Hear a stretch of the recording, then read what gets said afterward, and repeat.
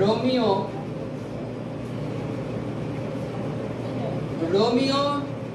14-17 থেকে আমি পড়ছি। হালেলুয়া। কারণ ঈশ্বরের রাজ্য ভোজন পান নয়, কিন্তু ধার্মিকতা, শান্তি এবং পবিত্র আত্মাতে আনন্দ। কেননা যে এ বিষয় খ্রিস্টের দাসত্ব করে সে ঈশ্বরের প্রীতির পাত্র এবং মনুষ্যদের কাছে পরীক্ষা সিদ্ধ। অতএব যে যে বিষয় শান্তিজনক ও যে বিষয়ে দ্বারা পরস্পরকে গাঁথিয়া তুলিতে পারি, আমরা সেই সকলের অনুধাবন করিব। খাদ্যের নিমিত্ত ঈশ্বরের কর্ম ভাঙিয়া ফেলিব না। সকল বস্তু সূচি বটে, কিন্তু যে ব্যক্তি যাহা ভোজন করিলে ব্যাঘাত জন্মে তার পক্ষে তাহা মন্দ। হালেলুয়া। এখানে কি বলছে? প্রথমে, কারণ ঈশ্বরের রাজ্য ভোজন পানের নিমিত্ত নয়।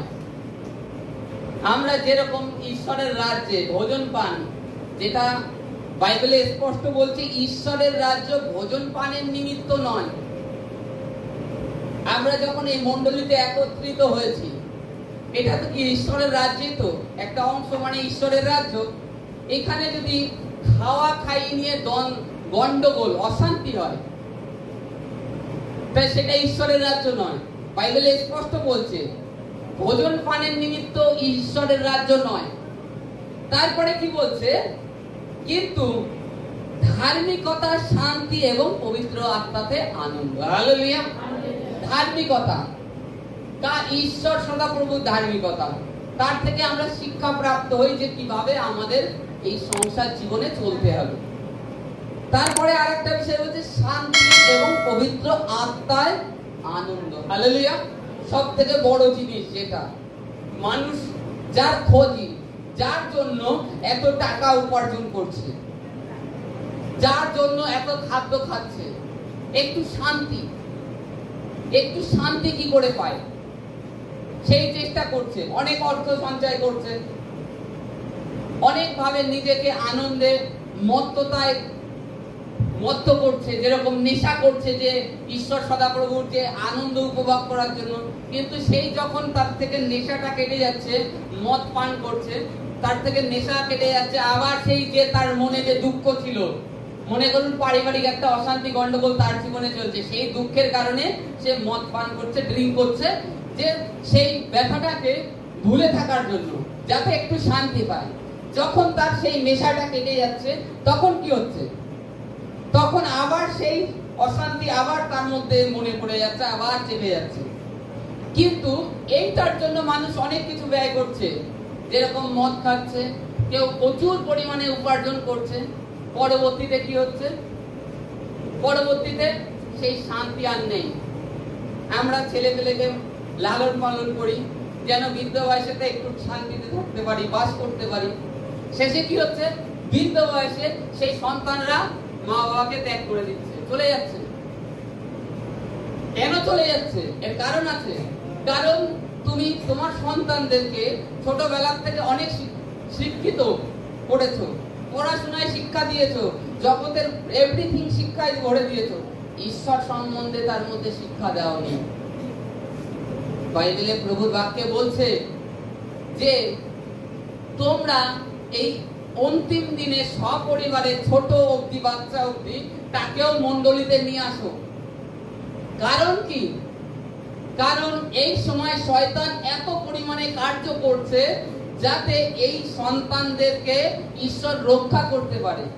যেরকম উদাহরণস্বরূপ বাচ্চাদের কার্টুন, মোবাইল থেকে বাচ্চাদের ব্রেনকে নষ্ট করে দিচ্ছে। মোবাইল না দিলে ভাত খাবে না, মোবাইল না দিলে কিছু করবে না, পড়তে বসবে না, এরকম একটা সিস্টেম হয়ে গেছে। তা এই কারণের জন্য ছোট থেকে তুমি বাচ্চাদেরকে ঈশ্বর সদাপ্রভুর প্রাঙ্গণে নিয়ে আসো, তার মধ্যে ঈশ্বর সদাপ্রভুর জ্ঞান যাক।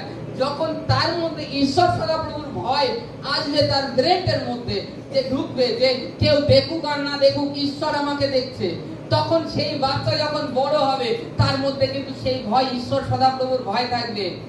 ভয় থাকার কারণে সে যখন শিক্ষিত হবে কিংবা চাকরি পাবে, সে কিন্তু তার পিতা মাতাকে পরিত্যাগ করবে না। বাইবেলে লেখা আছে যে পিতা মাতাকে সমাদর করে সে ঈশ্বর সদাপ্রভুকে সম্মান করে। কারণ যিনি, তুমি যে পিতা মাতা যাকে তুমি দেখতে পাচ্ছ তাকে খেতে দিচ্ছ না, অথচ যে ঈশ্বরকে দেখতে পাও না তাকে বলছো আমি ভালোবাসি, এটা তুমি নিজেকে ভুলাচ্ছ, নিজেকে ঠকাচ্ছ তুমি। ঈশ্বর এটাই বলছে, তার বাক্য মিথ্যে, তার বাক্য মিথ্যে।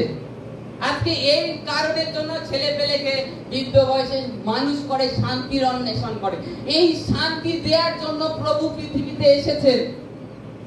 তা বলছে মণ্ডলী খালি ভোজন পানের স্থান নয়, এখানে ধার্মিকতা, ধার্মিকতা আছে, এখানে ধার্মিকতা পাওয়া যায়।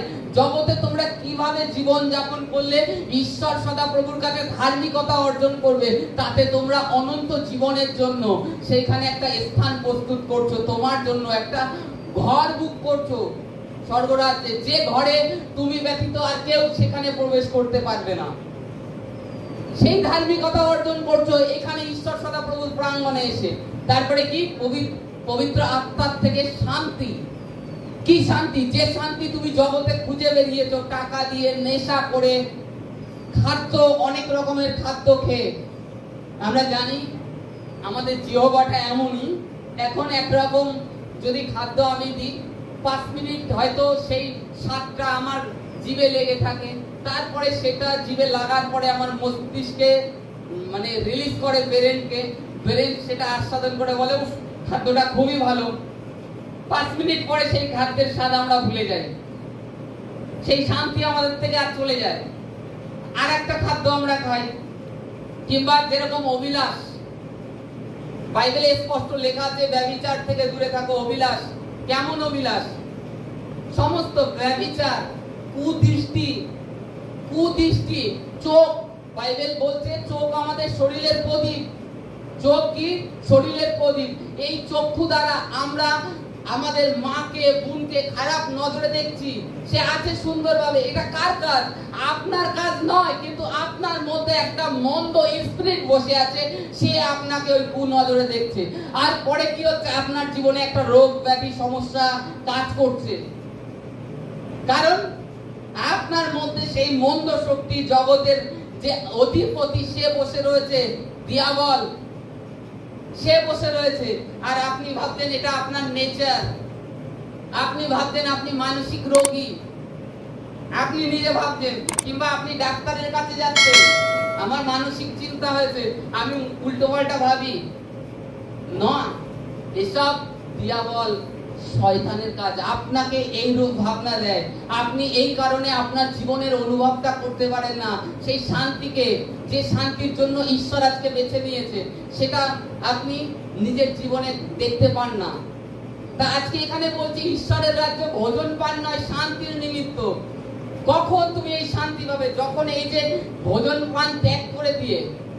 ভোজন পান ত্যাগ করা কি?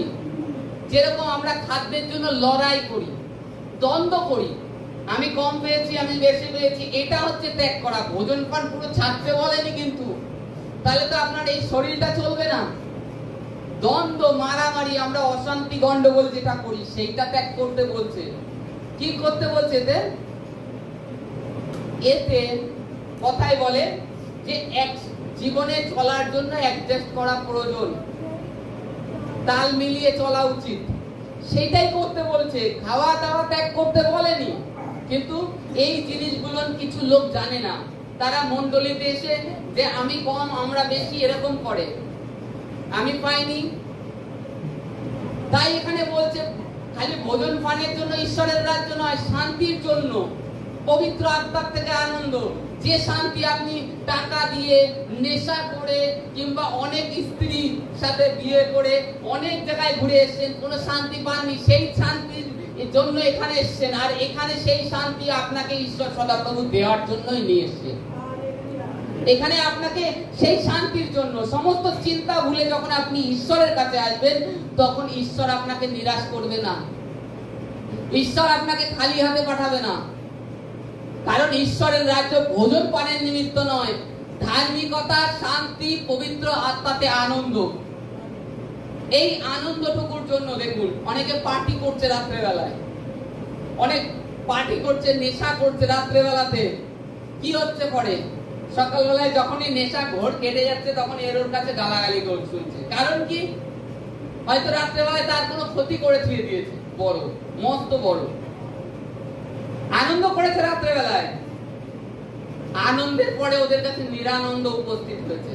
আর আপনি যখন এইখানে মণ্ডলীতে পবিত্র আত্মার আনন্দে আনন্দিত হতে এসেছেন, যখন পবিত্র আত্মা আপনাকে কি করবে, আপনার শরীরে যদি একটা ক্ষত থাকে, যদি একটা ব্যথা থাকে, যদি একটা আপনার টিউমারের থেকে থাকে, কিংবা যদি আপনার একটা হার্টের সমস্যা থেকে থাকে, কিংবা কিডনির সমস্যা, এভরিথিং থেকে আপনি যখন পবিত্র আত্মায় আনন্দ করবেন, ঈশ্বর আপনাকে তার আনন্দ দেবে। আর আমরা এটা স্পষ্ট জানি যে বাইবেল বলছে ঈশ্বর জ্যোতি, তাই তো? ঈশ্বর যখন জ্যোতি, তিনি যখন আমার কাছে আসবেন তার শান্তি নিয়ে, তবে আমার মধ্যে যে অন্ধকারটা লুকিয়েছিল একটা রোগের বাসা হিসাবে, সেটা কি করবে ঈশ্বর? আমাকে যদি শান্তি দিতে হয়, সেই রোগটাকে আগে দূর করতে হবে। অতএব তিনি জ্যোতি, তার জ্যোতি যখনই আসবে আর তার শান্তি আমার মধ্যে এসে গেল, তখন কি হবে? ওই রোগটা বেরিয়ে যাবে। হয়তো তারা হয়তো সারা রাত ওই মদ খেয়ে এভরিথিং করে তাদের কিছু হয়নি। এই হচ্ছে পবিত্র আত্মাতে শান্তি, আনন্দ, ঈশ্বরের ধার্মিকতা।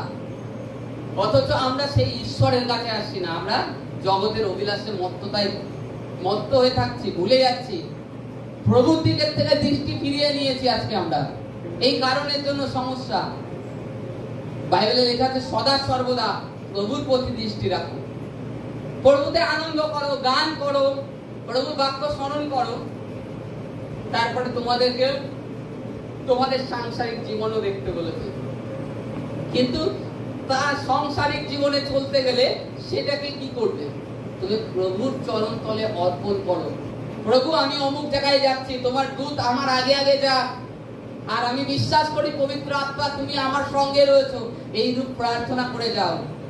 দেখবা যে কাজ তুমি ভাবছো হয়তো হবে না, চিন্তা করছো, যে টাকা কারোর কাছে পাচ্ছ না, 1 বছর 2 বছর 3 বছর হয়ে গেছে, স্বর্গদূত তোমার জন্য সেই রাস্তা খুলে দিয়েছে। সে ব্যক্তি তোমাকে সেদে টাকা দেবে, যে দাদা তোমার টাকাটা অনেক দিন ধরে আটকে রেখেছে। তুমি বিশ্বাস সহকারে প্রভুর কাছে প্রার্থনা করেছো, এই কারণে ঈশ্বর তোমার জন্য রাস্তা খুলে দেন। আর বাইবেলে লেখা আছে প্রয়োজনের মতে, আমার যে প্রয়োজন মতে ঈশ্বর আমাকে দেবেন না। মনে করুন আমি এখন অসুস্থ, উদাহরণস্বরূপ মনে করুন কেউ জ্বর হয়েছে, যে জ্বর হয়েছে সে ব্যক্তি কি চাবে? সুস্থ হওয়ার জন্য, তাই তো? যে হ্যাঁ কি করে আমি সুস্থ হব, তার প্রয়োজন।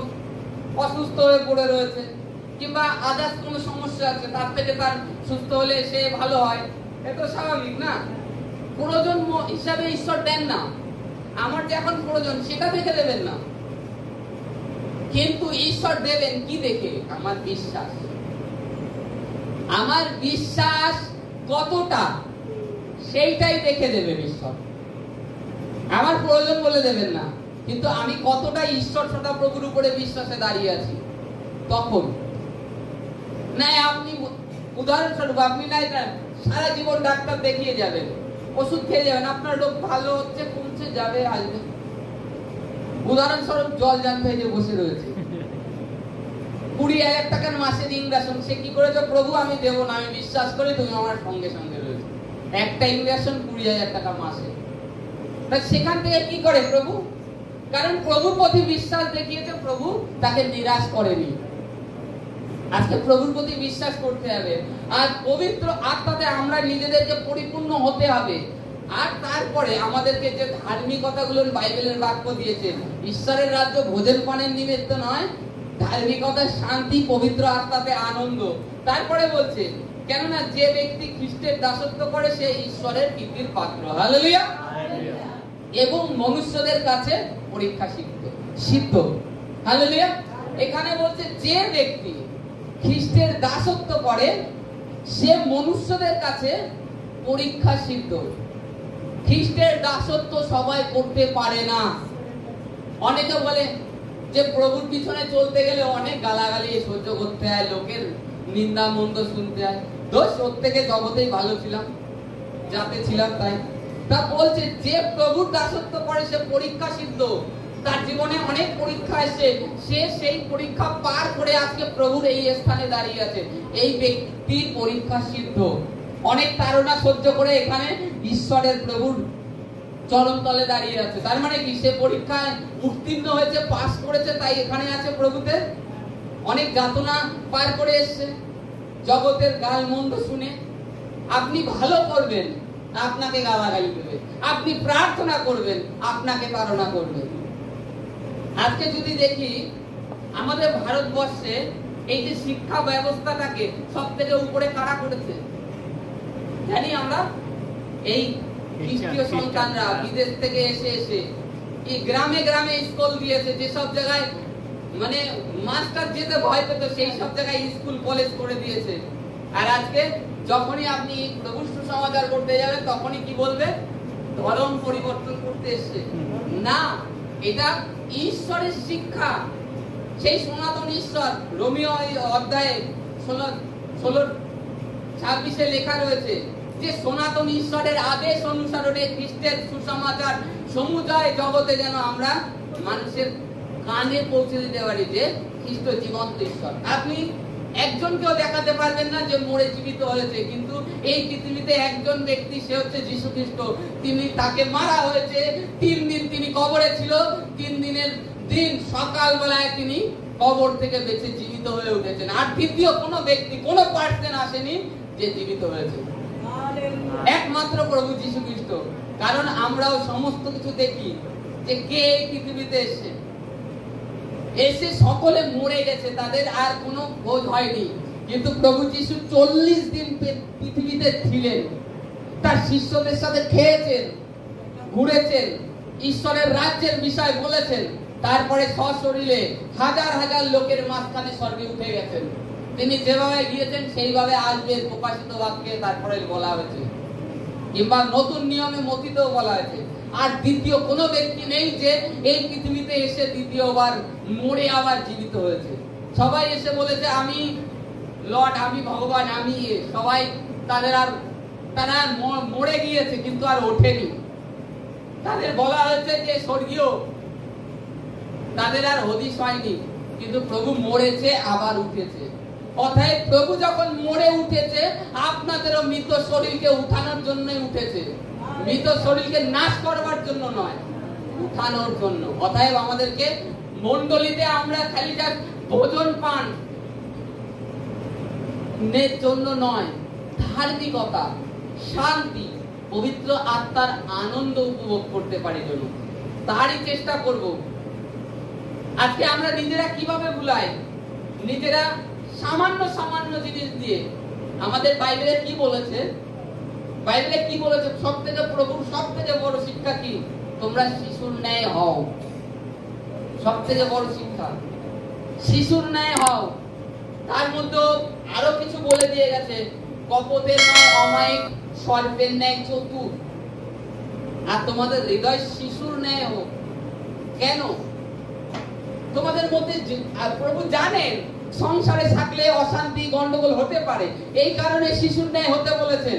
কারণ ওই স্থানটায় দিয়াবল যেন স্থান গ্রহণ না করে, এই কারণের জন্য শিশুর মতো হতে বলেছে। কারণ তুমি একজনের প্রতি রাগ ক্রোধ করে বসে আছো, সেই স্থানটা শয়তান নিয়ে তোমার জীবনে তুমি একটা অন্ধকারের সমস্যাতে ভুগবে, আর কারণ কেউ নয়। এই কারণে প্রভু এটা করতে বলেছেন, হতে বলেছেন প্রভুর মতো। তা আজকে আমরা মণ্ডলীতে আসবো, ঈশ্বরের বাক্য, পবিত্র আত্মার থেকে শান্তি, আনন্দ আর কি ধার্মিকতা কি অর্জন করতে পারি তার জন্য। ভোজন পানের নিমিত্ত নয়, কেউ কি পেল না, দুঃখিত হলো, হতাশ হলো, এর জন্য নয়। আর এটা কোনো প্রসাদও নয় যে খেলে আমরা ইয়েতে একেবারে স্বর্গে পৌঁছে যাবো, তা নয়। এটা আমাদের উদরের জন্য, আর কিছুই নয়। তো অতএব আমরা যেন পবিত্র আত্মার থেকে ধার্মিকতা, শান্তি, আনন্দ উপভোগ করতে পারি। আমরা খ্রিস্টদের পরীক্ষা সিদ্ধ হয়েছি। Hallelujah, hallelujah.